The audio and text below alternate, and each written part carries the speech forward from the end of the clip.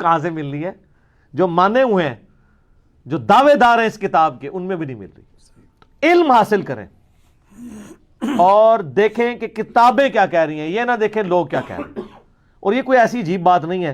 مجھے بتائیں، نبی علیہ السلام حجۃ الوداع کے موقع پر امت کو لوگوں کے حوالے کر کے گئے یا کتابوں کے؟ اپنے پاس دو چیزیں چھوڑ کے جا رہا ہوں، اللہ کی کتاب اور اس کے نبی کی سنت، اسے مضبوطی سے پکڑ لینا، کبھی گمراہ نہیں ہوگے۔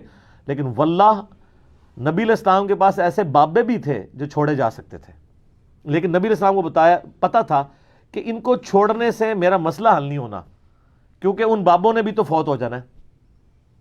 2 سال کے بعد سیدنا ابوبکر بھی فوت ہو گئے، 13 سال کے بعد سیدنا عمر بھی شہید ہو گئے، 25 سال کے بعد سیدنا عثمان بھی شہید ہو گئے، 30 سال کے بعد مولا علی بھی شہید ہو گئے، خلافت راشدہ ختم ہو گئی۔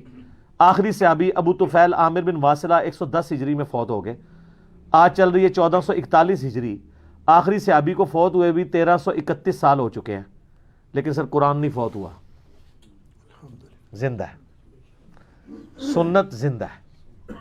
اس لیے نبی علیہ السلام نے کتاب و سنت کے حوالے کیا، بابوں کے حوالے اس لیے نہیں کیا کہ بابے نے زندہ نہیں رہنا تھا نا، فوت ہو جانا تھا۔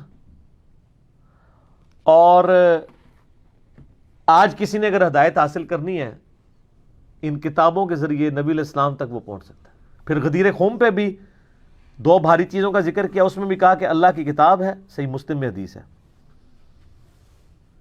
اس میں ہدایت ہے، اس میں نور ہے، تم کتاب اللہ کو پکڑو، اپنا تعلق اس کے ساتھ مضبوط کرو، یہ اللہ کی رسی ہے، جو اسے پکڑے گا وہ ہدایت پہ ہوگا، جو چھوڑ دے گا گمراہ ہو جائے گا۔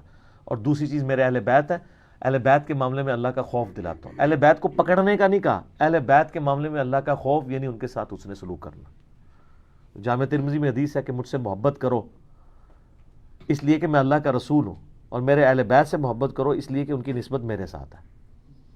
لیکن پکڑنا کتاب اللہ کو ہے، سنت